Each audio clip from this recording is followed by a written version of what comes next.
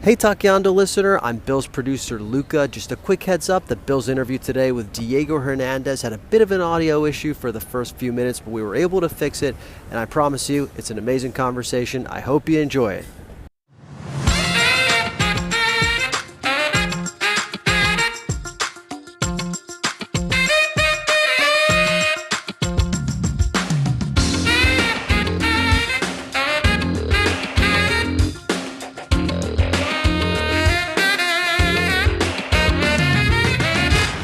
Hey everyone, welcome to Taqueando. I'm your host, Bill Esparza, and this week on the podcast, I'm with Chef Diego Hernández, a groundbreaking chef, a native Baja California son, who has a long career in the Valle de Guadalupe, Ensenada, Tijuana, that really traces the origin of modern Mexican cuisine. He's one of the chefs of his generation that was fully trained in Mexican kitchens, foregoing the usual staging in Europe route to really become, the kind of Mexican chef that really defines modern Mexican cuisine today all across the country. Chef Diego Hernandez was born in Ensenada. He was raised around the seafood cuisine that's come to define the way you do modern Mexican seafood in kitchens all over Mexico. Baja fish tacos, the clams, the oysters, the tostadas that people love in Ensenada.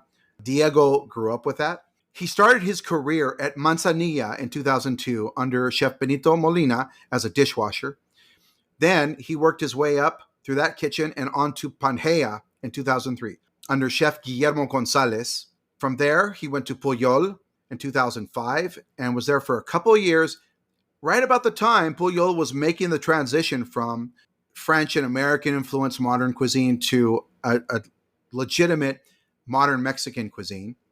From there, he went on to the culinary art school and during his studies opened a restaurant called Uno in 2008 that was also got a lot of positive criticism at the time as being one of the early Baja California cuisine restaurants. But it was in 2011 at Corazón de Tierra where he opened the restaurant that really put the Valle de Guadalupe on the map. Now, his predecessors laid the groundwork, but Corazón de Tierra was the first restaurant to enter the Latin America 50 Best. So it brought a lot of attention to the region for farm-to-table cooking, Valle de Guadalupe cuisine, Ensenada seafood, and really just beautiful cooking. And of course, that restaurant closed in the pandemic, as many did. Chef Diego has been all over the place, opened in California, did stuff in Mexico City, but he finally has come back to the Valle in a big way with Diego. His return to fine dining in the region at the Museum of Wine in the Valle de Guadalupe. And he's brought back this idea of sustainability in the kitchen where a lot of people talk the talk.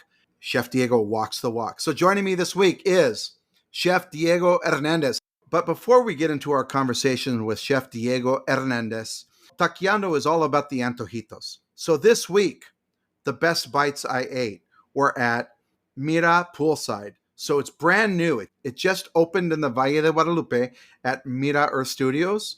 It's a brand new poolside all-day bar that's open to the public. It's the only one in the Valle where you can actually go to a swimming pool and order food and wine-based cocktails. They have all these wonderful wine spritzers and vermouth spritzers, a great wine list, and food by Chef Jose Luis Inostroza, who's going to be on the podcast later on in the year from Arca Restaurant. Chef Jose Luis made an incredible menu of bar bites that you can all eat with your hand.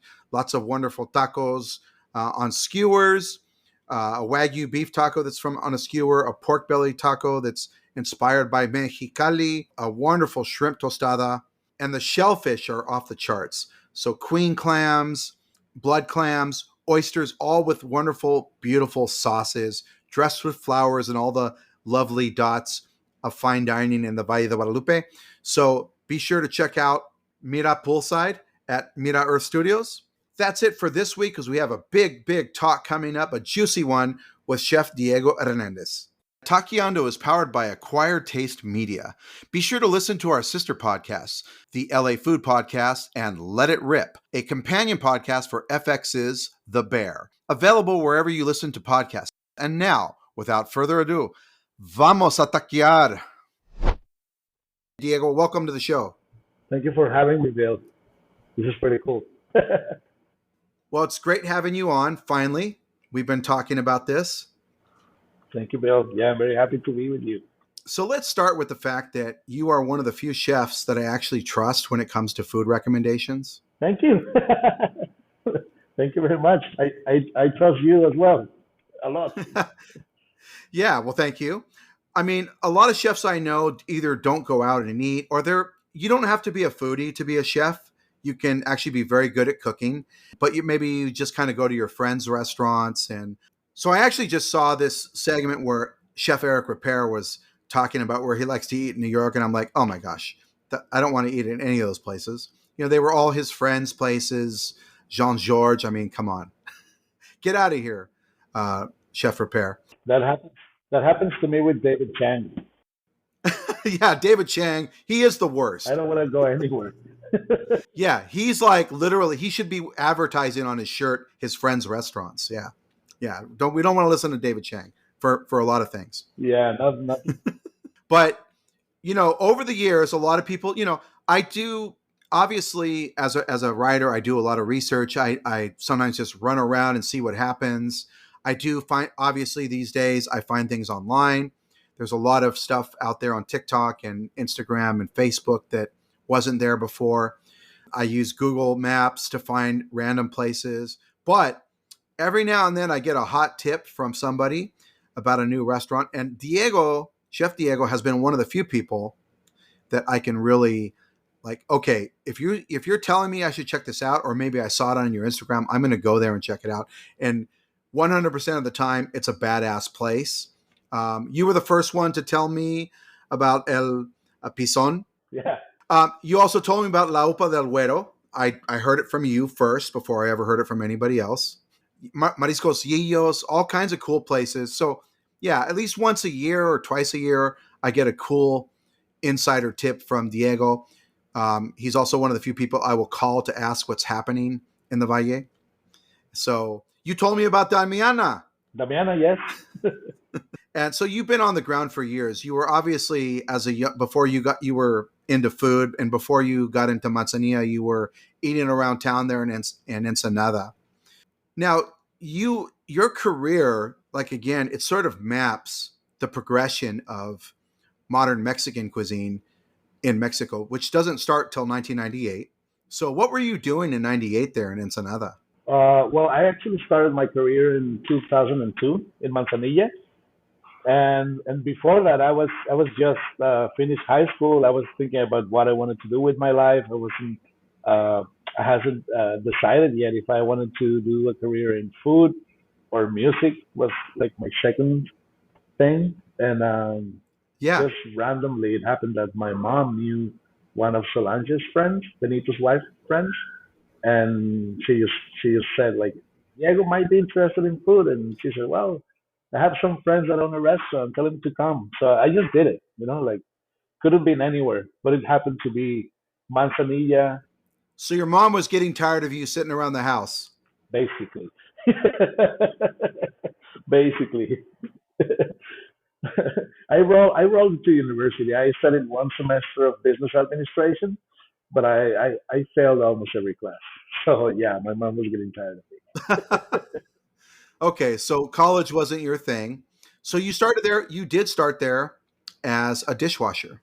I did a little bit of everything. I washed dishes maybe my first week, and on the second week I was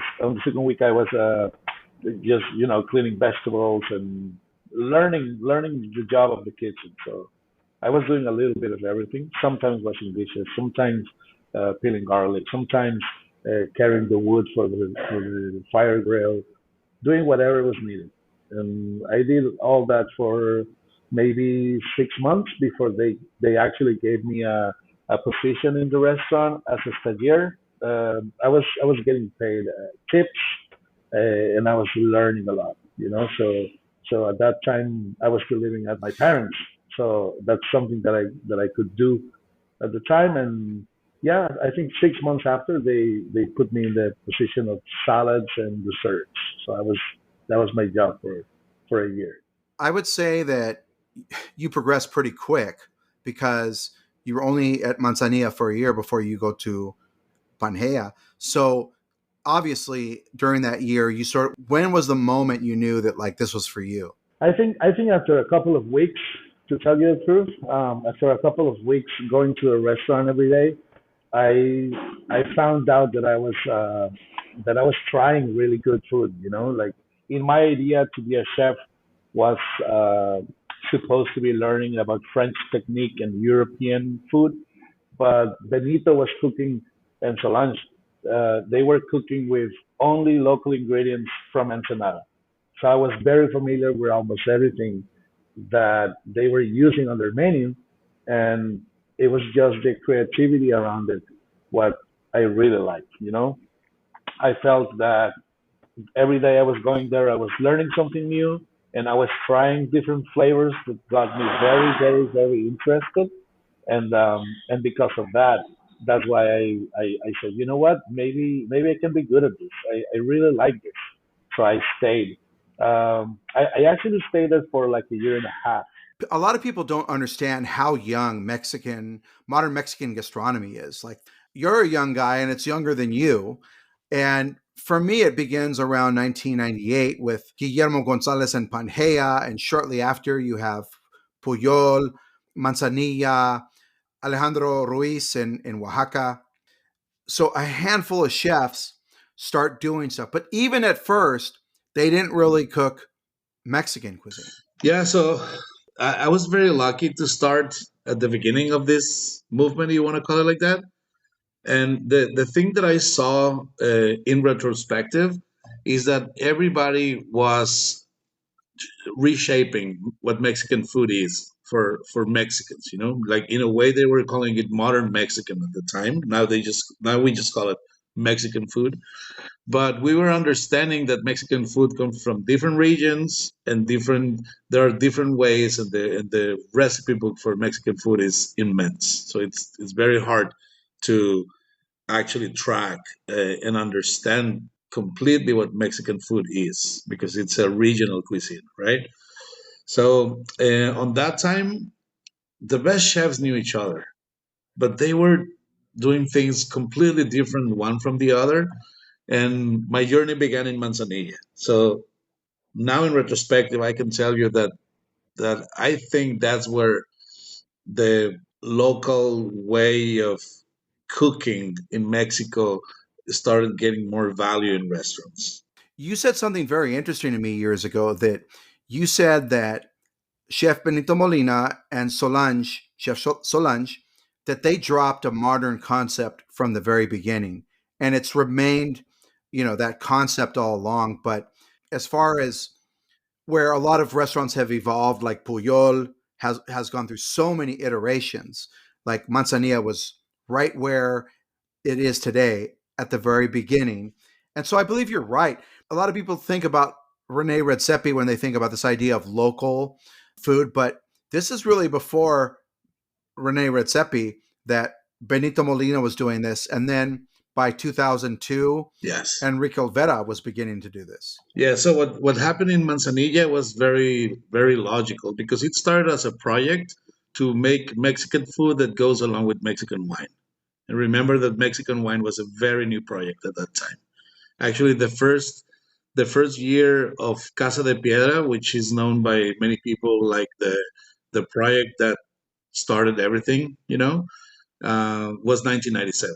So 1997, Casa de Piedra, Vino de Piedra was an iconic wine that marked the start of a new way of Mexican food. And Benito, which was working with Hugo in Santo Tomas before opening Manzanilla, was the person in charge of thinking how to make Mexican food for Mexican wine. And that, of course, starts with the philosophy of terroir. You have to, from the same soil and the same weather and the same region where the wine is being produced, you have to cook with all the ingredients that you have in that region. And by simple analogy and understanding of what that means, of course, the ingredients are going to pair very well with the wine. So Benito started using the ocean and started using the valles and all of that, and that got a lot of attention. So I think that's a little bit of what happened here. Yeah, you also had Chef Yair Telles at Laja. He opened around the same time. So that's really the first Valle de Guadalupe restaurant, except for, do you remember when Silvestre opened? Silvestre, yes. Silvestre as a pop-up. Do you know what year that was? That was probably 2003 or 2004. Silvestre as a pop-up. Right. So you had Laja, you had Manzanilla and Ensenada, and then you had Silvestre, the pop up, was sort of the beginning of the whole campestre cuisine that now many of the restaurants represent that. So you're coming out of that tradition, and you've studied under Mexican chefs. You worked in the best Mexican kitchens in Mexico, and now you know you're coming back to Tijuana to open Uno. Can you tell me a little bit about that restaurant and what that was like? I was basically trying to reshape Baja cuisine, but that was coming from not knowing what really Baja cuisine is. There is nothing to reshape when you are actually part of a movement that is building something from scratch. So I didn't understand that at the moment, and I wanted to do like modern Baja cuisine.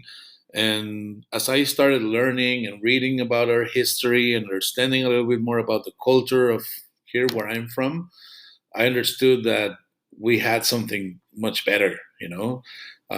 Sometimes to have a tradition gives you a sense of belonging and a sense of place, and gives you like a sense of, yeah, of belonging basically.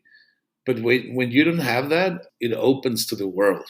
So you can basically adopt everything that it's better actually. Everything that works in a better way, and not to commit the mistakes of other places. So that's basically the ideals that we have in Uno. So we were using the best ingredients available. Of course, everything was from proximity.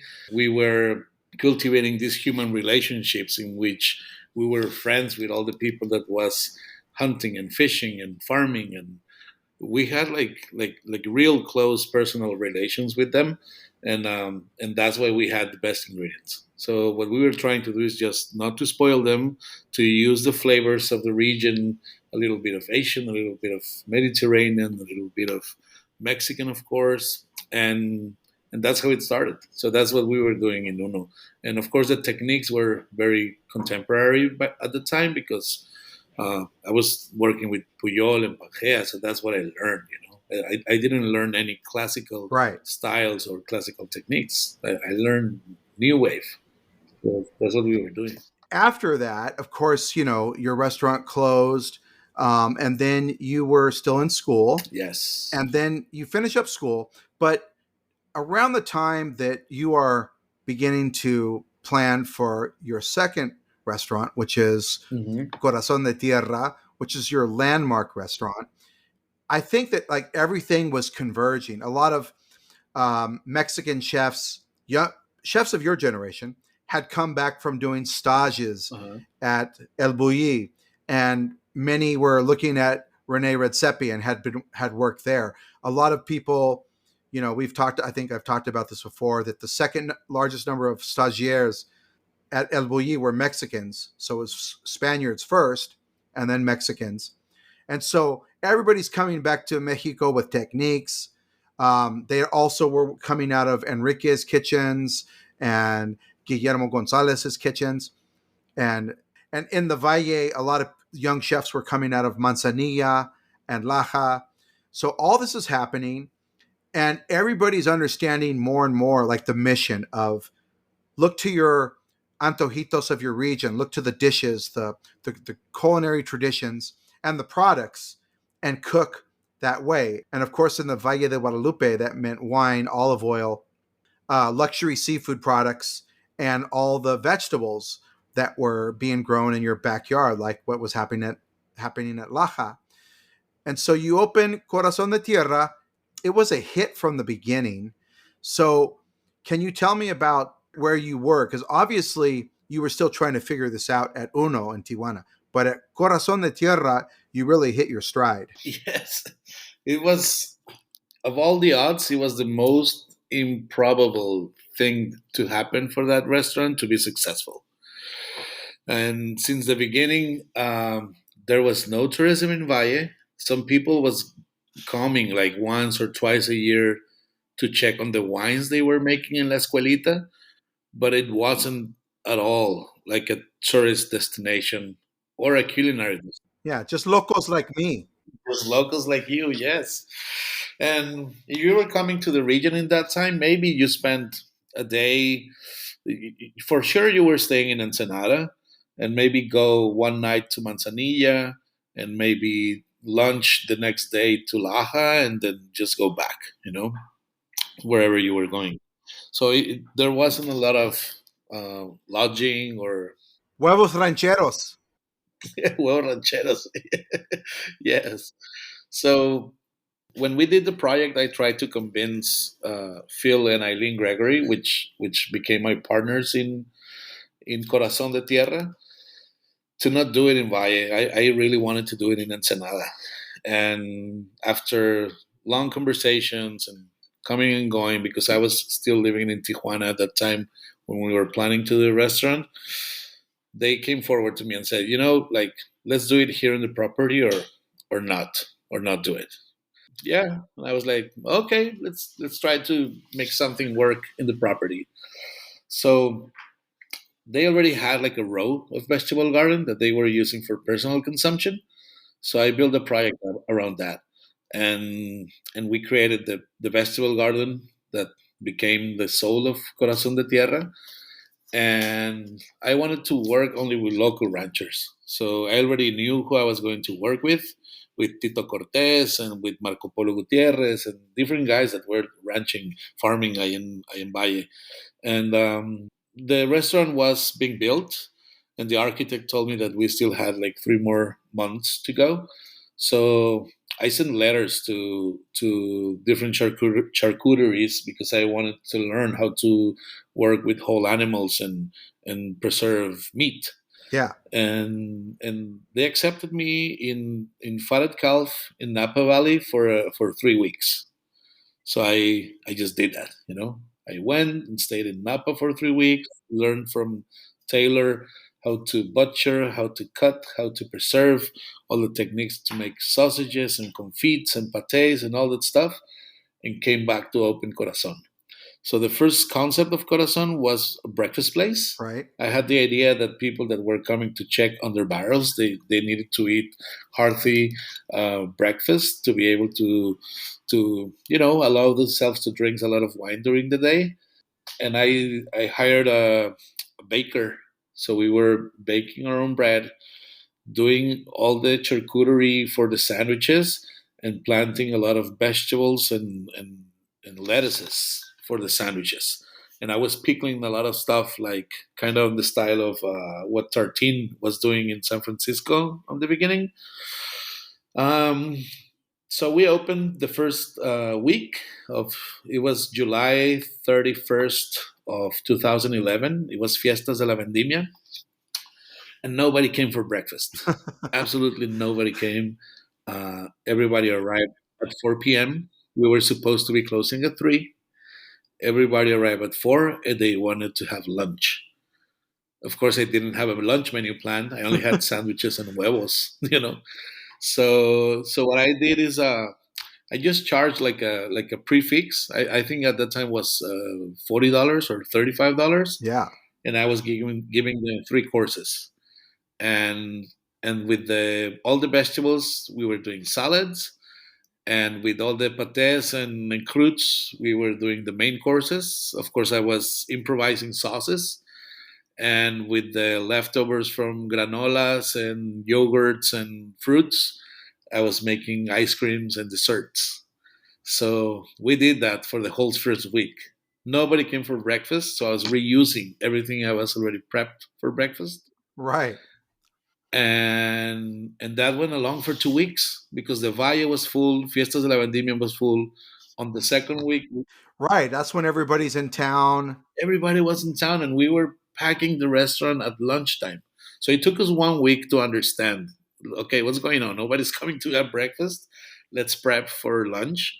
So the next week we were starting prepping for lunch. Doing more like more lunch and dinner kind of menus with the same charcuterie that we already had because we were prepared for the whole month. Yes. And that went along for 3 more weeks. In September, as soon as Fiestas de la Vendimia finished, we closed the restaurant for a week. I gathered the whole team. We talked about what just happened. And I said, you know what? This is not a breakfast place. This is going to be a prefix restaurant. And we're going to start prepping everything to do like high end for next Monday. And we just turned over the concept in that week. And then reopened Corazón de Tierra with the prefix menu. We started with 5 courses, and by the end of 2000 well, by COVID, we closed in March 2020. So by the end of the project, we were doing like prefix 12 courses, and we were doing also like a very interesting brunch on Sundays. But yeah, the restaurant became something. Well, yeah. I mean, it's funny. I did not know that story. I didn't realize that basically Corazón de Tierra, as I know it, as most people know it, is an accident. Yeah, You had a completely other idea there, and the customers told you what you needed to do, because you're right. I mean, at that time there weren't really tasting menus, except for at Laja. yeah. Laja had a formats close to that, and then at Manzanilla and Ensenada you could do that. But and then you were even open before the campestre started to really take off. Actually, the first space that got offered to me is where Deckman's is right now in Mogor. Right, because right around this time when you're opening, right after you open Corazon de Tierra, there always had been Silvestre, the premier pop up in the region. But every other chef started coming in. Wineries were doing barbecues during vendimias, and that started to grow and grow and grow. Yes. And now people don't realize, there weren't all these permanent restaurants like there are now in the Valle de Guadalupe. Yeah, there weren't any except for Laja, of course. But Laja was alone for I think 10 years maybe, Right. and we were actually the second restaurant in Valle to do like a formal style of That's restaurant. crazy, right? Yeah, and when we opened, is when the Valle became like a weekend destination. Now you had two places where to eat. Right. Two dinners you could do. You have two dinners, and you can go to Ensenada during the day. Right. You could also do it. You could still do it in one day. Now, what year did you get on the Latin America 50 Best? Was that 2013? 2013, yes. 2013 was a very important year, Go ahead. not only for Mexican cuisine, but also for Baja. Because 2013 was when Enrique Olvera did the first Mesoamerica, which was the first culinary congress, like international culinary congress in Mexico, where all the chefs from all over the world came, and all the journalists, and like Mexico started getting a lot of attention from the culinary world. And I had the opportunity to do a presentation in the forum of Mesoamerica in front of, I don't know, thousands of people, Right. just talking about the concept that we were doing. And Benito Molina introduced me. So I was introduced by one of my masters. So that was very important for me.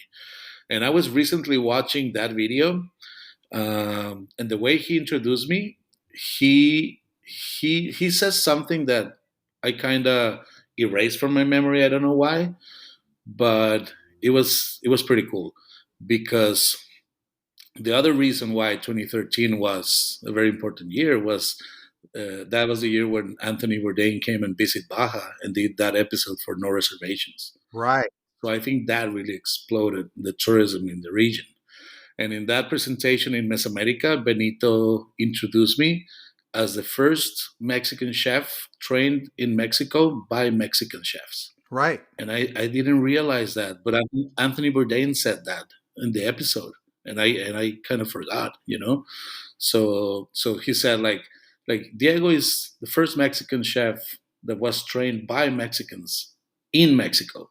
So if you want to know what's the stage of Mexican food right now, just look at what this guy is doing. So I think that's pretty cool. That is very cool. And it is the convergence of all these things. I mean, I remember when Bourdain was there, everybody was so excited, and your restaurant, Corazón de Tierra, was featured. And it was at the time when you were really moving into this fine dining. You'd been there already, but it was like perfect timing for Bourdain to come and to talk about Yeah. Ensenada cuisine. We could call it Ensenada because Ensenada is the municipality that includes Valle de Guadalupe and El Sausal, which is where all the it's really Ensenada seafood traditions. But when a lot of times we just talk about it as Valle de Guadalupe cuisine, but it's all one thing. And so, yeah, the spotlight was put on you, and your restaurant really delivered. And I have so many great memories of guest dinners there. There was the time when you had Alex Atala there Yes. During Vendimias, and that was a really special night. Yeah. There's a time that I brought down Michael Voltaggio and John Shook to cook with you. That was amazing. That was a great event. You're right. The reverse coyote. Yeah, right. Reverse Coyote. Your place was the focal point of so many memorable nights in the Valle de Guadalupe for me personally, and also the wines. You know that the house wines there made by Phil Gregory at Vinacava also became a big part of that, and the whole property was a special place and a special time. Yeah. Yeah. It was a very special time. Later we did I think it was 2016 maybe. We did a whole celebration of anniversary with three very special dinners, and I remember one was themed Mexican, and for 3 days we had Enrique Olvera, Right. Carlos Salgado, and from Guerrilla Tacos, Wes Avila. Wes Avila. Yes, we had Wes, Carlos, and Enrique, one after the other in 3 days. Yeah, I was around for that too. I'm pretty sure I was It around was for a that. great event also. Yeah. On the other side of the border, you also had the Alta California cuisine movement happening. So it was, again, a wonderful time for Mexican chefs. And then, of course, the pandemic came.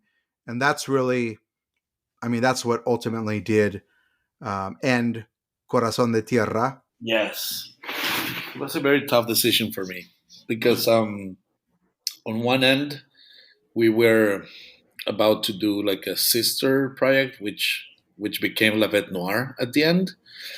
But Corazón de Tierra was still open when we did the whole project and rented the space, and I was going to send one of my sous chefs as the chef there, and the floor manager from Corazon was going to be the general manager of the bar, and everything. We were already going with it. And when pandemic happened, I had to decide like what to do. Should I finish this project or should I keep Corazón de Tierra open? And I just thought it was time. It was already 10 years. I think myself, I was growing.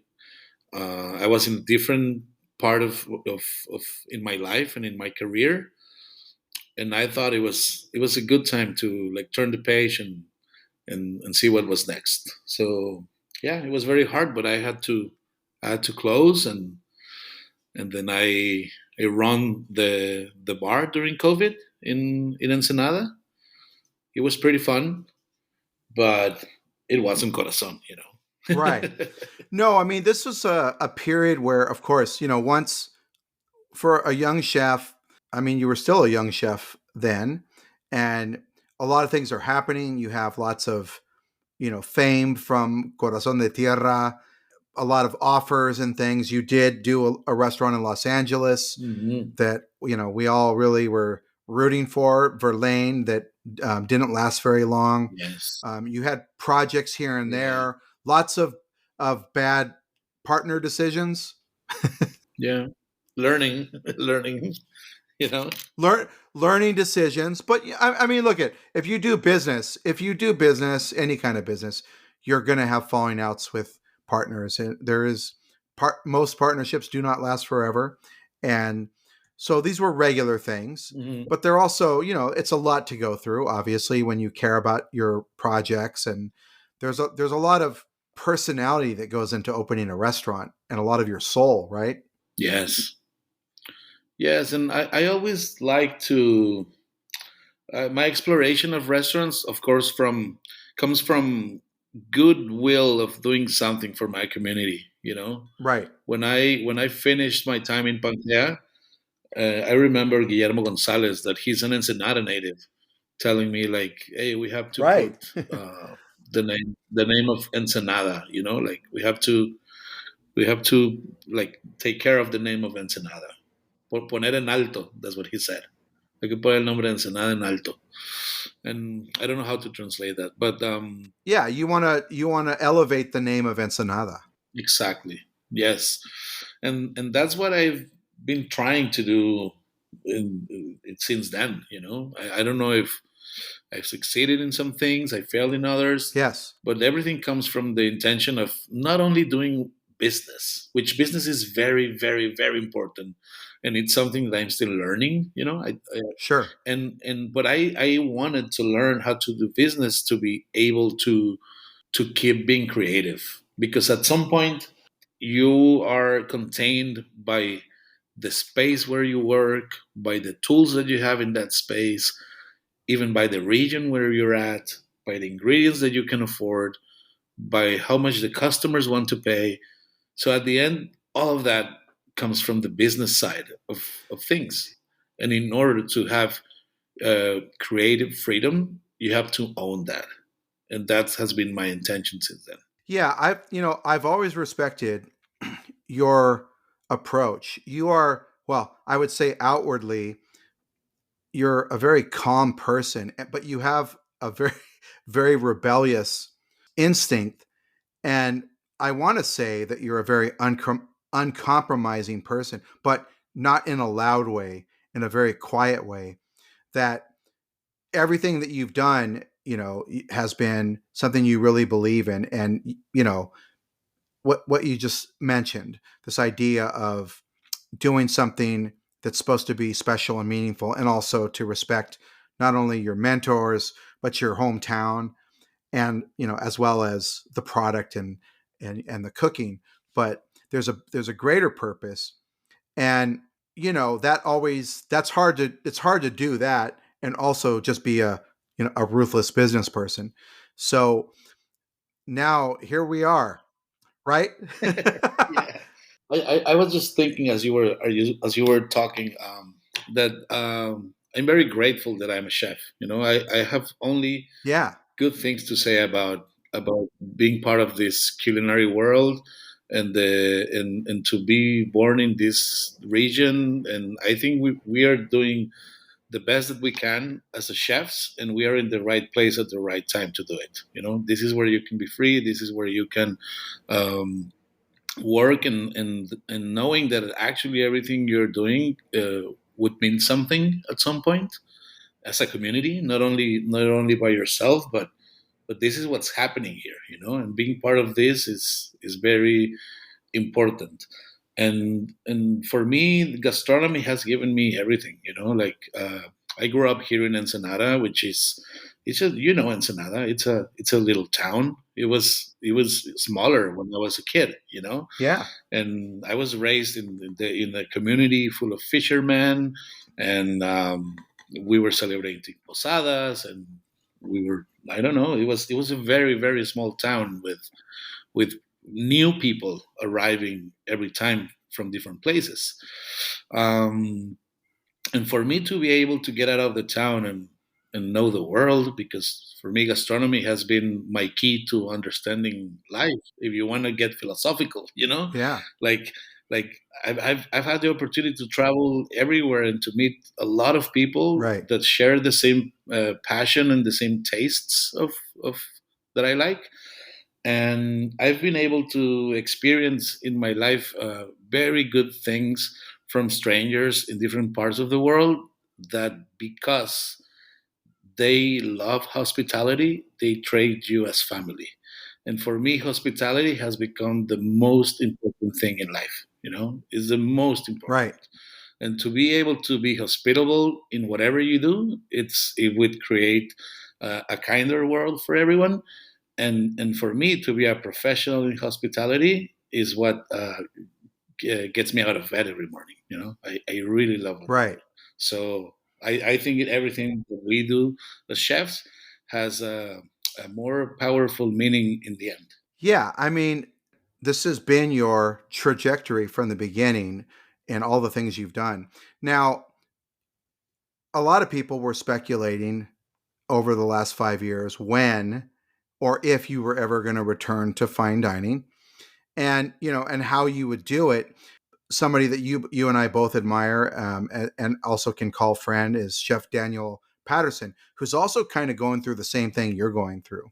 Is this idea that you had Mhm. a restaurant that had such a big, powerful name, Qua in San Francisco, and now Corazón de Tierra in Valle de Guadalupe. And like, how do you come back? And I don't. I'm using the word comeback in a that has a negative connotation, I think, because you've been around all this time, and so has Chef Daniel. But the idea of you know getting lightning in a bottle a second time is really hard to do, and it's why so many chefs hold on to you know something that something meaningful even after it's lost meaning. And I'm not going to pick on the French Laundry that always gets picked on, right? I mean, I don't mean to pick on the French Laundry, but that's one that has obviously in a lot of people's minds faded from what it originally was, because if you went there in the beginning, you were there when Thomas Keller was going for it and he was in the kitchen and running it. And now it's a business he owns, and it's still a great restaurant and a lot of people have great experiences there. Mhm. But at some point, do you become a cover band? Or are you the artist that comes out and plays the greatest hits, that gets hates the encore song because he doesn't want to sing it anymore? And so now you're doing something I think very bold, is you're attempting to do that again. Your brand new restaurant, Diego, has elements of Corazón de Tierra in it. And it's also, really going big on sustainability at a time when, in the post Corazón de Tierra world, a lot of businessmen came in and they're doing great businesses in terms of restaurants and large volume and wineries and, of course, nightlife and all kinds of crazy entrepreneurialism that's going on in the Valle that's very disruptive. And you're bringing it back. You're bringing it back to Laja. You're bringing it back to Manzanilla, the lessons of your mentors, and also what the region itself has to give to the world. Its ingredients and its traditions that are now have been developed by people like yourself. So, what can you tell me about what all this means to reopen your restaurant as Diego? Yeah, it's has been quite a journey for me when I decided to become a chef, and to me it became like a way of living, and I've never seen any of my personal projects as only as a business, but as a part of a journey that I'm betting for the long career. I wanna be able to reach the end of my career and just look at everything I've done and then decide if I did it well or not. You know, but every restaurant that I've opened or every restaurant that I've participated has been a step in learning something and how to do some things better, and maybe failing in others, but also learning from that failure. And in Diego Hernandez, first I decided to put it my own name because I think it's a milestone in my career. I think that I'm halfway through it for many reasons. Not only because I'm 41, which basically kind of mean like you're halfway through your life, but also the ages of my daughters. One is about to leave and go to university in Guadalajara. Um, I have one left that is she's 12. So I think if I commit to this restaurant for 10 years, it means that I will be 50 in 10 years. They might my daughters might be full adults by then, and then I can decide what's next. Right. So I think 10 years is a good time frame for a project. And 10 years is a big commitment, That is a big because I commitment. don't see this only as a business. I see it as a milestone, like I said. So in 10 years, a lot of things can happen. So I better do things that I feel like straight from the heart. And the restaurant, I stopped doing fine dining for 5 years.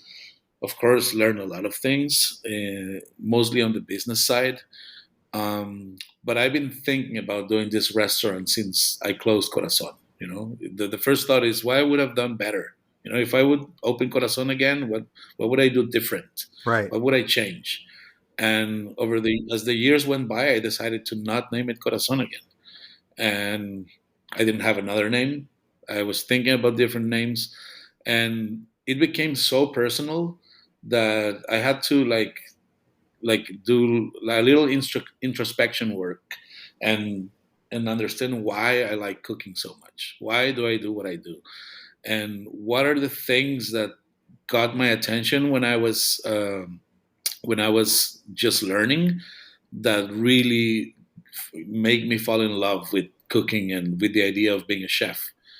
And a lot of those things, like having these classic dining rooms with carpeted floors and tablecloths, and the figure of a maitre d' in the dining room, and having like this wine lists that are actually important, not only a complement of the food that is being created. um, all the style of service on the table, all the classic style, like tableside service for this and that, and all the ideas of service basically are the things that got me into this world, culinary world. So I know like classic restaurants are like out of fashion, but there's so much beauty in them that I think the world will start coming back to it. Because how can you say no to a comfortable table and a comfortable chair? Right. It's like, don't you want to eat comfortable? Like, how can you say no to somebody like serving the food on your plate straight from a spoon? How can you say no to somebody preparing something table side for you? So I think a lot of things stopped being done as food became very popular and trendy. But at the end, in hospitality, all those things matter. So I just right now I'm trying to do a restaurant that is very hospitable, that is fully dedicated to service, that has a great wine list from all over the world. Of course, wines from Valle too, and that serves food that is from a region, that talks about time and place. And I'm not trying to be crazy about creativity, but more about the style of what we're doing and elevate it a little bit. Yeah. And behind the curtain is this commitment to sustainability. You're using solar power. You design your own kitchen to eliminate power. So you're not, using resources, because we know that the Valle is really struggling with sustainability right now. Yes. Yeah, so that's part of the ideas of what would I do better this time. So that is one thing. Another is, even if I love all the campestre concepts, Right. I also, I don't know, sometimes people just want to dress and go out, especially ladies, and we don't have many spaces to wear that kind of clothes. So I said, well, I like carpeted floors. I like white tablecloths on the table. So I think that people will like that too. Sure. I mean, to dress beautiful and go to a nice restaurant, and there's so much beauty about dining under trees. And I'm not saying Animalon. Animalon is beautiful, but I'm saying more like in general. Like Right. So it's not about animal. I know it's like you said, it's not about animalon, but you are absolutely correct that everybody's copying each other and trying to create the same experiences with this campestre style. Whether they're copying fauna or animalon mhm. or some of these other concepts, they're copying menus, they're copying the decor, and that becomes boring, especially when in a lot of these cases the cuisine doesn't really it doesn't match the level of those restaurants, and then all you're stuck with is a poor facsimile of Valle de Guadalupe cuisine instead of doing something original. And I think And also what happens, like from the diner perspective, like it's very fun to romanticize with a photo that you see somewhere of a table well presented under a tree on the dirt. It looks beautiful and makes you want to go there yeah, until you are there every day. you know like if you only go to a destination to have that kind of experience every day, it became so boring. And you understand, like, there's a lot of flies, everything smells like smoke. You can't have that experience every day. It's good one night, it's yeah, good, flies are not but romantic. you also want to be comfortable. So that's what we're doing. Yeah, I mean, I think that all the best Valle de Guadalupe restaurants, the ones that I love, and it's some of the ones we just mentioned here, is that they do have their own unique experiences. Now, the people that have copied them, that's another thing. But Exactly. whether you're going to your restaurant or another restaurant, that they have, you should have a variety of experiences, including a place that is, a little more upscale and is a as a contrast to that. But while you are providing that, the other thing I think that's so important is that a lot of restaurants, again, this happens as you scale up and you get more popular, is you lose the narrative, and you're no longer sourcing from your garden. You're no longer reaching into the products of the region, and you're starting to shop for products that are out of season, and products that don't fit with the cuisine. And it's so important to not lose that, right? Yeah, well, in my understanding, if we are creating a cuisine, and we have to be respectful with the region and with nature, and be the most sustainable as possible. And I think since we are in a rural area of Mexico, the possibilities of having amazing ingredients are endless. But if you want the same ingredient all the time, the whole year, doesn't fit with the narrative of the region.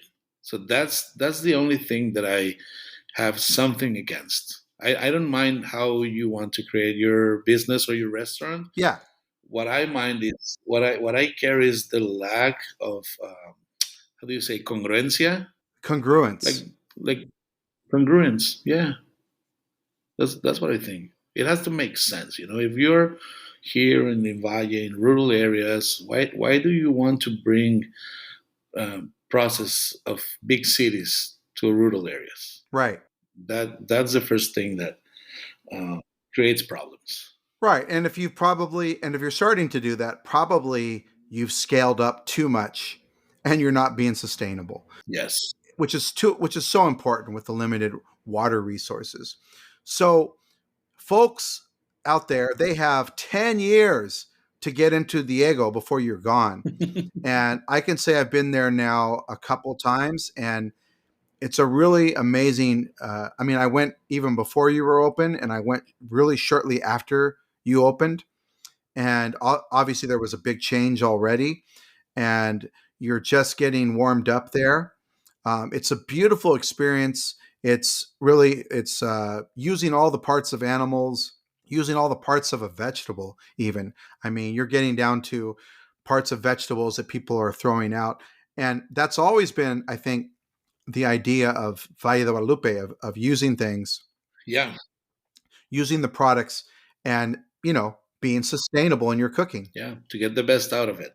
Yeah, some of the things that we're doing Right. in the kitchen right now like has a lot to do with that. For example, in the years of Baja, we understood that the Asian flavors in our flavor palette, if you want to call it like that, were very important. Yeah. And also in here in Ensenada, in every store in either corner or Oxxo now, you find soy sauce in the shelves, Right. and something that's something that is not common in other parts of Mexico. Like usually soy sauce is in the specialty Right. areas of some supermarkets, not in this tiendita de la esquina. So Right. we always been using that, and the use of those kind of flavors has a lot to do with the fishermen and how the Japanese techniques happen in the fishing industry in Ensenada, and all the sashimis that people were doing at the boats, etc., etc. That kind of allow us as chefs to just buy a bottle of soy sauce and put it on our sashimis, and that's Baja cuisine. Right.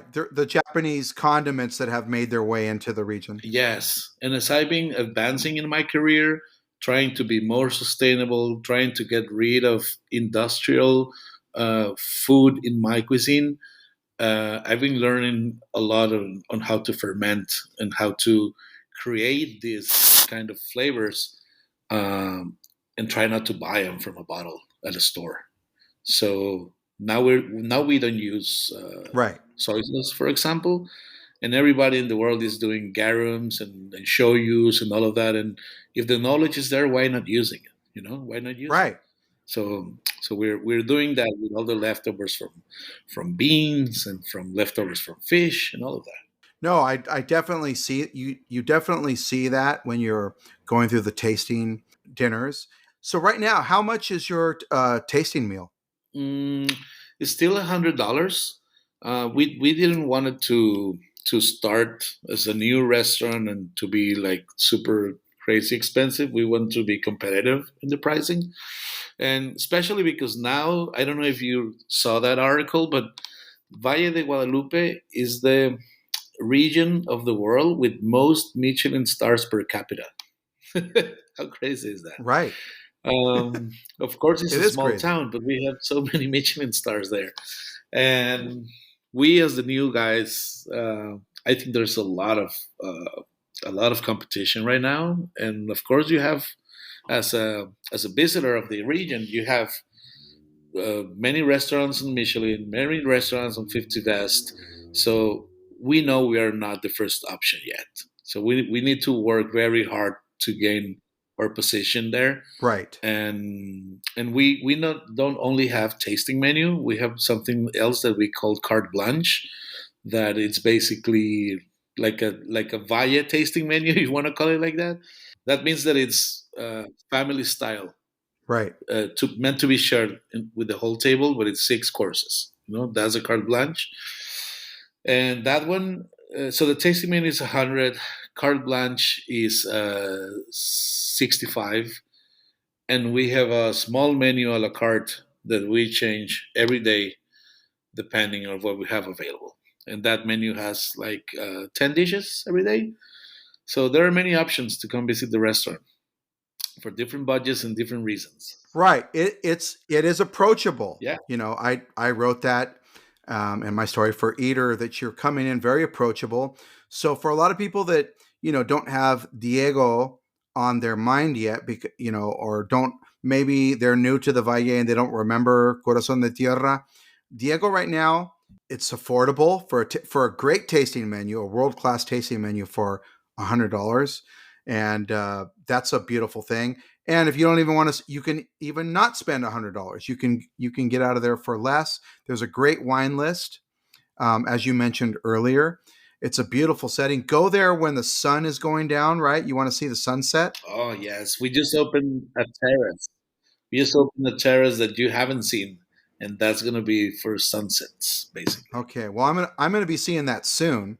And so, yeah, you want to get to Diego, but while we have you here, Diego, I want to go back to what I said earlier that you're one of the most badass foodies that I trust in the world. I am so skeptical of everyone, People always want to give me recommendations and I start acting like weird when they tell me. I almost like want to run away because I don't like to hear recommendations from people that don't know what they're talking about. But you have consistently been one of the best people in my life to recommend seafood stands, fish taco stands in the region. So, what is your number one fish taco stand in Ensenada? It's probably Tacos Corona, I think. It's just across El Fenix, which is the most famous. Yeah, It doesn't have. It is not as crowded as El Fenix, so the way they give you the service, first thing you notice is they're happy. They are not overwhelmed. So they give you the tacos with a smile. And the second thing that I notice is the way they chop the vegetables. The pico de gallo is not like watery and like badly cut. right. It's a proper cut. So that means a lot about that says a lot about intentions. I think even if it's a food stall. Yeah, Those are my favorite. I think. Hmm. I agree. Hmm. See, you're even all about hospitality at the taco stand. Yes, yes. Have you ever been to Mariscos El Coyote? Which one? Mariscos El Coyote. Yes, I have. I That is on my eater guide. Oh, those are for me. Those are the best tostadas. Very clean, straightforward, good flavor. That's a great stand. Which tostada do you like there? I usually eat three tostadas every time I go. The cocktails are very good, Yes, they but I, are. I don't usually ask for cocktails. I ask for tostadas. And then I have one. The first I have is just ceviche with shrimp on top. Then I have one with octopus, and the last with snail. Okay, see now. That's my combo. Yeah, I agree. So you love tacos Corona for fish tacos and hospitality, and Hmm. and for people out there, and what Chef Diego is talking about is if you get a runny pico de gallo and you don't strain it good, it's gonna fuck up your taco, Yeah. right? You're gonna put too much liquid inside, and you're not gonna. It's gonna be runny and it's gonna drip. So when you go to the other stands, usually what you have to do is you have to push up against the bowl and strain out all the liquid, and then put the pico de gallo in. That's what I do. Yeah. But Diego's saying you don't have to do that there. They are more careful. And you love El Coyote. What are two other must-have ceviche stands in Ensenada? El Gordito, of course, that's a local favorite. I don't know anyone that doesn't like El Gordito. Yep. And Magic clams. yeah, that's very good, very good. And I like which one? Which one else? I basically go to those two really. There is one that is close to. It's in Cortez Avenue. Is completely out of the way. But I don't remember how is it called. But the guy that attends the food stall, his name is Raimundo, so they call it Rai. And that one's pretty good. He also has smoked clams on the streetcar. Oh my God. I had that for like a smoked clam cocktail. No, he grills them it's on the shell. Oh, it's just smoked Yeah, clams. Okay, smoked clams on the shell. oh, I recently just had a smoked cocktail that blew me away. It's San Quintin style. with Gillo or with whom? You know what? I'm not going to tell anybody yet because I'm going to write about it soon. Okay. But I'll tell you off air. Okay. I'll tell you Okay. because you always give me your recs. But I'm going to tell you about this place. And yeah, the rest of you are going to have to wait. Come on, I got to make a living too. Yeah. Actually, now that I mentioned, do you know Gillo's in Playa Hermosa? Gios. I don't. You know what? I have a big list. I'd have to look and see if I've bookmarked that one. But I'll look. I'll look at Gios. What do you like there? Yeah. Well, he has a grill. He has a grill right there, and he only uses oak wood from Fender Guitars factory. Actually, all the cuts from the guitars, Right. he gets the raw oak. So he's always grilling everything with guitar. He burns Stratocasters. Jimi Hendrix, eat your heart out. Exactly. And of course, he serves like ceviches and cocktails and all this raw food, which is good. But I would go there to get his cooked food. Yeah. And basically, he has one thing that it's called beso de sirena, which is like a Hershey's Kiss made with tin foil, but beso de sirena, Say that again. like a kiss from a mermaid, basically. And Okay. he makes this in the shape of a chocolate, of a Yes. kiss. He fills it in tin foil. He puts a lot of seafood, butter, and white wine, Yeah. and he just wraps it and puts it in the grill. And he once it's cooked, he opens it in a cup, and it's a soup.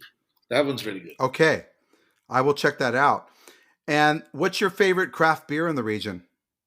What are a couple of them? I like well, I'm not gonna say anything different. It's Wendland. I like Hasn't changed. I like everything Eugenio does. Wendland is always great. Always Hasn't great. changed. Okay. I love it. So people, I'm serious. You got to pay attention to Diego's Rex. He's never wrong about street food. Never wrong. I think the last thing I wanted to ask you about is something that I talk about, but I want to get from the local expert on how important mustard is to the local seafood cuisine in Ensenada. Wow. I think it's very common to see mustard in seafood, and there are many different theories. Right. Many different ones. For example, El Pison, whom you know, Right. he told me that on his when he was a scuba diver, and he was working a lot with Japanese guys in Isla de Cedros. They taught him that sashimi needed to have mustard because we didn't have wasabi in Mexico. Wow. That does make sense. Right, because mustard is an antiseptic. So basically, if there's anything in the raw fish, mustard kills it. Right. He told me that, and I think he's right. And another thing, my friend from San Felipe, Francisco Sosa, he told me. Well, in San Felipe, a lot of people claim that they invented the fish tacos. I don't know if it's true or not, but he was in the tourism board of San Felipe, so he truly believes they Right. invented fish tacos. And part of the fish Yes, taco they were pushing that. I know that. Yes, and part of the taco batter has mustard in it. And he also said that, like we put mustard because in San Felipe it's so hot that mustard prevents spoilage. So that also makes sense. Right. And basically, in every Right. It's in the batter in fish in tacos. fish tacos is in the batter, in sashimis is used as wasabi, and in a lot of stews, kawama before it was prohibited, but now in kawamanta and kawatun and the opa stews is one of the main flavors along with red wine. Right. So you prepare the stew with mustard. Right. Red wine and mustard. That's a must. Yeah. The Mhm. smoked cocktail stand I went to, the San Quintin style, they also had mustard. He recommended mustard and red wine to put in his cocktail. Oh my god, I want to try that. You have to tell me where. No, I'm going to send you there. You're going to probably go tomorrow. Just Okay. don't burn it out, fool. I promise I won't post anything. And lastly, what are a couple of local wineries that you personally love? Again, for all the people listening in the region, please don't get upset. My gosh, can't we have our own personal preferences? What are some wineries you really love in the Valle de Guadalupe? I really like Viñas del Sol. They make this famous wine named Santos Brujos, Yes. and they're fully committed with all the process in farming of the grapes. I think they are. I think they have qualifications for organic and biodynamic. But it's not only that. I think the way they make the wines and all the equipment that they use and all the intentions they have, uh, they're really good wines, and the tasting experience is great. They take you to an underground cave, basically like a bat cave, and the owner Sergio, he's a hell of a host. So Viñas del Sol is a very good one. And my personal favorite, you have to make reservations. It's not that it's not open to the public, Yeah. but it's almost like they are not. Is Bodegas Ícaro from Jose Luis Duran. Oh, that's an old school winery. I think everything that Jose Luis makes, it's perfect as he wants to make it. He can explain you all the intentions behind it, and you might like it or not, but everything he wants to do is there.